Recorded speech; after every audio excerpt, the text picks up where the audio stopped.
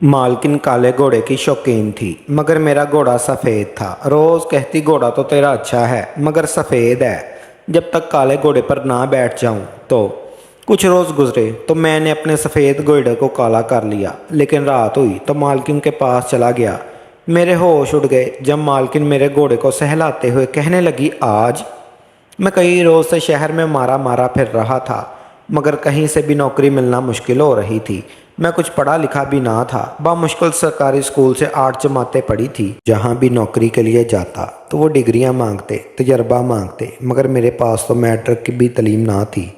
फिर आखिर मुझे नौकरी दे सकता अभी भी। एक दर्जी की दुकान पर गया और जाकर मिन्नतें करने लगा कि चाचा मुझे काम दे दो, अपनी दुकान पर मुझे कपड़े सिलाई करने के लिए रख लो। तुम मुझे सिखाओगे तो मैं अपनी बहुत जल्दी सीख जाऊंगा। उसने तरस कहा और मेरी तरफ देखा, फिर कहने लगा, तुम्हें तो कैंची पकड़ना भी नहीं आती होगी, बात करते हो कपड़े सिलाई करने की। जाओ बेटा कहीं और रोज़गार तलाश करो। ये हुनर है और इस दुनिया में हुनर वालों को ही लोग पैसे देते हैं। चल शाबाश, अब निकल यहाँ से। उसने 2 टके का मुझे कहकर दुकान से बाहर निकाल दिया। वो कोई पहला ना था जिसने मुझे यूं धत्कार रहा था। इससे पहले मैं हर जगह से धक्के खाता हुआ आ रहा था और हर रोज़ सुबह उठकर यही सोचता कि शायद मेरी किस्मत धक्के ही लिखे हैं।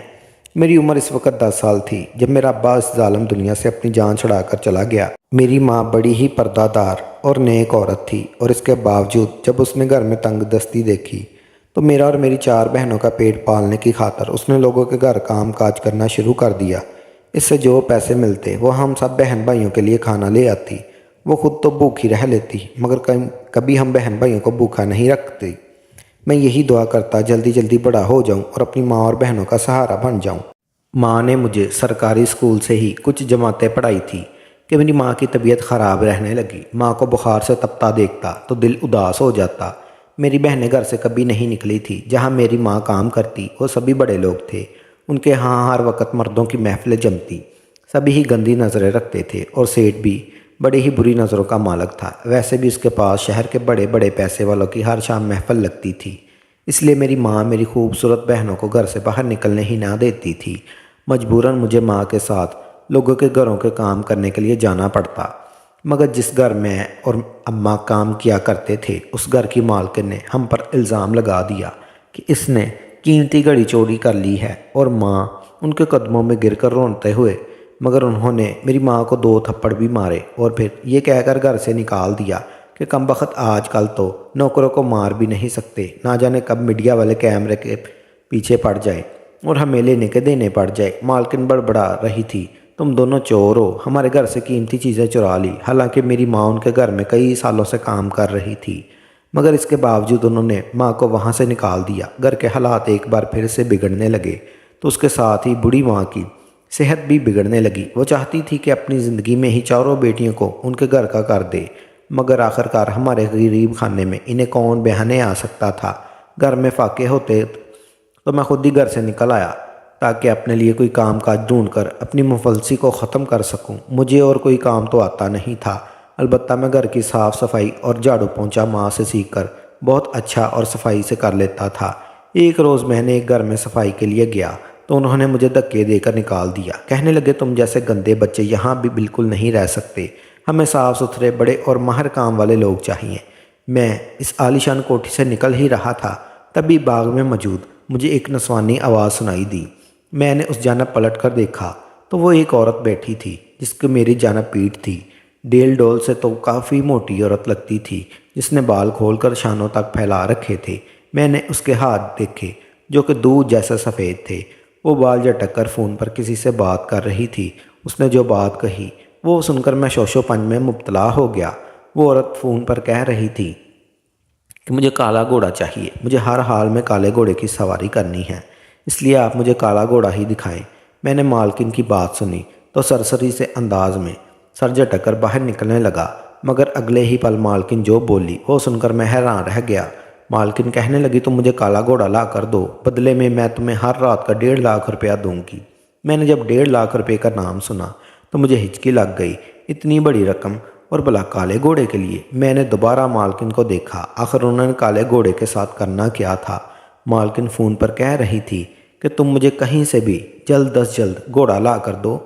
بدلے میں تمہیں منہ مانگی رقم دینے کو تیار ہوں، مگر مجھے کالا گھوڑا ہی چاہیے، وہ بھی صحت مند اور قداور۔ اتنا کہہ کر مالکن فون بند کر چکی تھی۔ تبھی چوکیدار نے ایک دفعہ پھر مجھے دھکا دیا اور وہاں سے نکالنا چاہا، تو میں اس سے بازو چھڑوا کر فوراً مالکن کے پاس بھاگ آیا اور کہنے لگا، مالکن میں آپ کے لیے گھوڑے کا بندوبست کر سکتا ہوں۔ مالکن نے جب میری بات سنی فوراً پلٹ کر میری جانب دیکھا۔ ایک پل کو تو مالکن کو دیکھ کر میں پلک جھپکنا ہی بھول چکا تھا۔ وہ 30 سے 35 کی درمیانی عمر کی ایک عورت تھی۔ رعب اور دبدبا تھا کہ کوئی اس کے سامنے نظر نہ اٹھا سکتا۔ دودھ جیسی سفید مالکن دوڑتی ہوئی میرے پاس آئی اور میرے چہرے کو اپنے ہاتھوں میں لے کر کہنے لگی، کیا تم مجھے سچ میں گھوڑا لا کر دے سکتے ہو؟ تو میں نے فوراً سر ہلایا۔ مالکن کی خوشی کی کوئی انتہا نہ رہی۔ کہنے لگی، مجھے جلد از جلد کالا گھوڑا لا کر دو، بدلے میں تمہیں اتنے پیسے دوں گی کہ تم سوچ بھی نہیں سکتے۔ میں نے مالکن کی بات سنی تو فوراً ہاں میں جواب دیا اور وہاں سے نکل آیا۔ میں تو خوش تھا کہ میری بات مالکن سے ہو گئی اور مجھے 1.5 روپے ملیں گے، مگر سوچنے والی بات تو یہ تھی کہ آخرکار کالا گھوڑا کہاں سے لاتا۔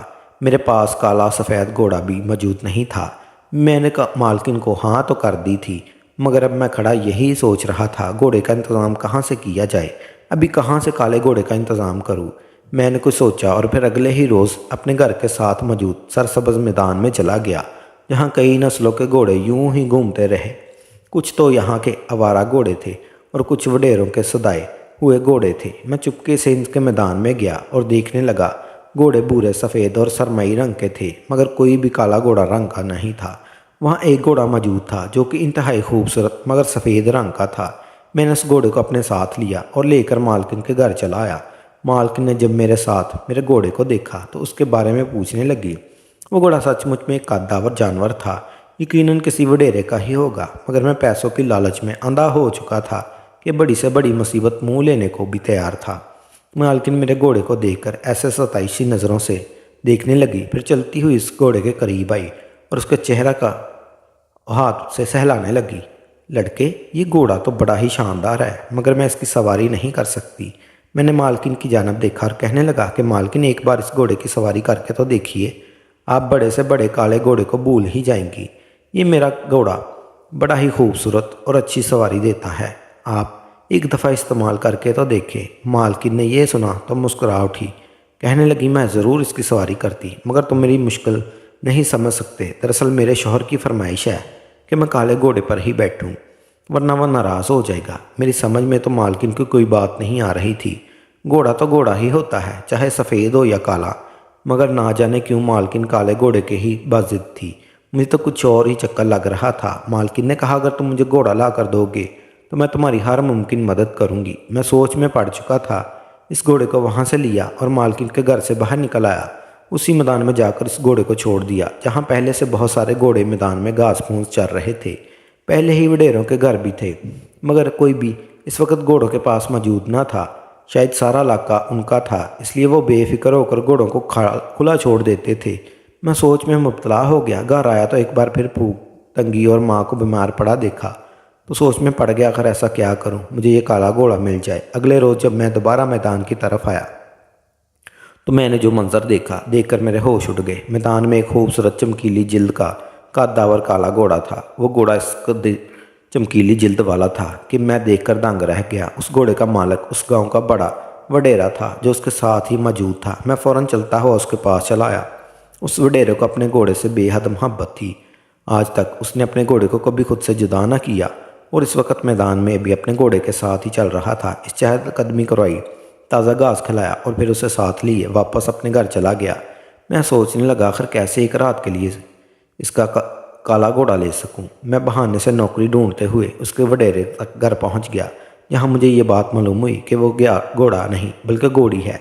مجھے اس سے فرق نہیں پڑتا تھا، مجھے تو بس سیاہ چمڑی والا جانور مالکن تک پہنچانا تھا۔ میں نے وڈیرے کی منتیں ترلے کیے کہ مجھے اپنے گھر میں کام کاج کے لیے رکھ لے، اس طرح میں ان کے گھوڑے کے قریب رہ سکتا تھا اور پھر اسی کی طرح وہاں سے نکال کر مالکن کے پاس چھوڑنے جا سکتا تھا۔ مگر سونے پر سہاگا اس وقت ہوا جب مالک نے مجھے دیکھا اور کہنے لگا، مجھے اپنے پالتو گھوڑی کے لیے ایک عدد نوکر کی ضرورت تھی جو اس وقت پر کھانا کھلا سکے اور اس کا خیال رکھ سکے۔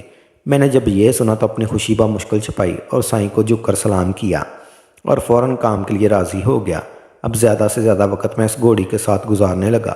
یہ بھی پریشانی لاحق تھی کہ کہیں مالکن کو کہیں اور سے ہی گھوڑا نہ مل جائے، ورنہ میری محنت رائگاں جائے گی۔ ایک ہفتہ تک میں اس گھوڑی کے ساتھ رہا۔ وہ گھوڑی بھی میرے ساتھ کافی مانوس ہو چکی تھی۔ ایک رات جب سب سو گئے تو میں نے اس کی رسی کو کھولا اور کھول کر اپنے ساتھ لے جانے لگا۔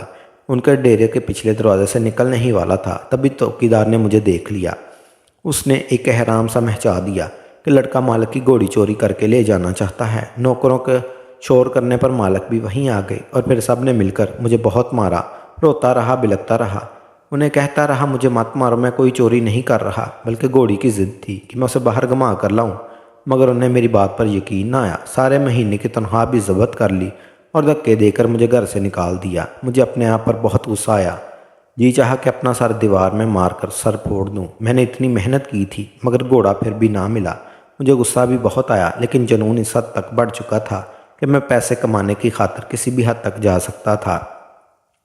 اگلے روز صبح صبح اس میدان سے ایک سفید گھوڑی چرائی اور اسے اپنے ساتھ لے آیا۔ اس پر میں نے سیاہ رنگ پھیر دیا جس سے اس کی چمڑی کالی لگی اور وہ مکمل طور پر کالی ہو چکی تھی۔ ایسے لگتا ہی نہیں تھا کبھی سفید بھی رہی ہوگی۔ مجھے ڈر بھی تھا مگر میں یہ قدم اٹھانے کو تیار تھا۔ میں نے فوراً اپنی گھوڑی کو ساتھ لیا اور مالکن کے گھر چلایا۔ مالکن نے جب کالی گھوڑی کو اپنے سامنے دیکھا تو اس کی خوشی کی کوئی انتہا نہ رہی۔ اس کی آنکھوں کی پتیاں پھیل رہی تھی جن میں ایک عجیب سی چمک آ رہی تھی۔ کہنے لگی بڑی خوبصورت گھوڑی ہے، گھوڑی مجھے ایک رات کے لیے چاہیے۔ جیسے ہی میرا شوہر دوبارہ سے کھڑا ہو جائے گا تو میں تمہیں گھوڑی واپس کر دوں گی، بدلے میں منہ مانگی رقم دینے کے لیے تیار ہوں۔ میں بھی خوش ہو گیا۔ مالکن نے مجھے کچھ پیسے ایڈوانس دے دیے جسے لے کر میں گھر چلا آیا۔ اگلے روز جب واپس مالکن کی حویلی گیا تو خوش تھا کہ آج رات مالکن گھوڑی کی سواری کر کے بہت خوش ہوگی۔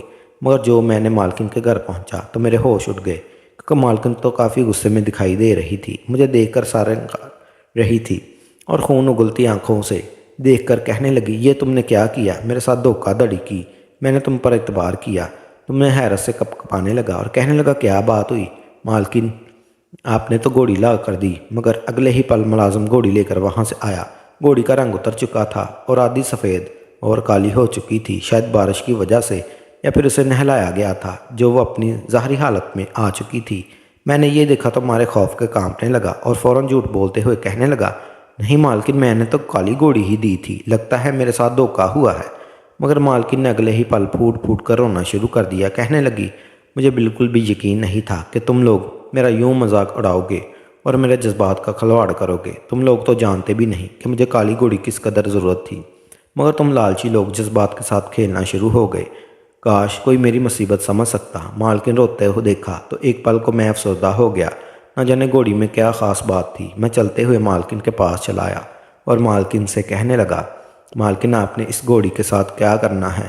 آپ مجھے کھل کر بتائیں۔ مالکن نے جب یہ سنا تو کہنے لگی میرا شوہر ایک جان لیوا بیماری میں قید ہے، ہم نے کئی بڑے ڈاکٹروں سے اس کا علاج کروایا مگر اسے آرام نہیں آ رہا۔ تبھی شہر کے ایک مشہور حکیم نے ایک دوا تیار کرنے کو کہا۔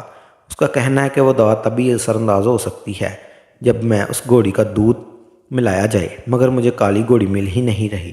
اس سے پہلے بھی کئی لوگ میرے ساتھ دھوکہ کر چکے ہیں اور اس بار تمہیں معصوم لڑکا سمجھ کر کہا۔ تم نے بھی میرے ساتھ وہی کیا جو باقی کر رہے تھے۔ مالکن کو روتے دیکھا تو میرا دل پس گیا۔ میں شرمندہ ہو گیا اور اس سے دل سے معافی مانگنے لگا۔ میں نے بھی روتے ہوئے مالکن کو اپنے گھر کے حالات بتا دیے جن کی وجہ سے مجبور ہو کر میں یہ دھوکہ کرنے پر راضی ہوا تھا۔ اگلے ہی روز میں نے مالکن کو وڈیرے کے بارے میں بتایا کہ ان کے ہاں کالی گھوڑی موجود ہے، مگر سوچ چکا تھا کہ مالکن کو گھوڑی کا دودھ میں خود ہی لا کر دوں گا۔ اگلے روز میں وڈیرے کی حویلی گیا اور انہیں اس بارے میں آگاہ کیا، پھر انہیں اپنی گھوڑی کے دودھ دینے کو کہا۔ وڈیرے نے بھی میری مشکل سمجھ لی تھی۔ اس نے ملازم کو حکم دیا اور ملازم نے فوراً گھوڑی کا دودھ مجھے لا کر دے دیا۔ اسے لا کر میں نے مالکن کو دے دیا تو مالکن کی خوشی دیدنی تھی۔ یوں مالکن کا شوہر کچھ ماہ کے لیے علاج کے بعد تندرست ہو گیا۔ مالکن یہ دیکھ کر بہت خوش ہوئی۔ اس نے مجھے منہ مانگی رقم دی اور اپنے ہاں ملازم رکھ لیا۔ دھیرے دھیرے ہمارے گھر کے حالات بدل گئے اور میں نے بھی ساتھ پڑھائی جاری رکھی تاکہ آئندہ مستقبل میں اچھی نوکری کر سکوں۔ وہیں مالکن نے میری بہنوں کی اچھی جگہ رشتے بھی کروا دیے اور میری ماں کا بھی علاج کروایا۔ میں نے جھوٹ بول کر دھوکہ دے کر جب پیسہ کمانا چاہا تو ہر بار منہ کی کھانا پڑی، مگر جب صدقے دل سے محنت کی تو مجھے اس کا پھل بھی مل چکا تھا۔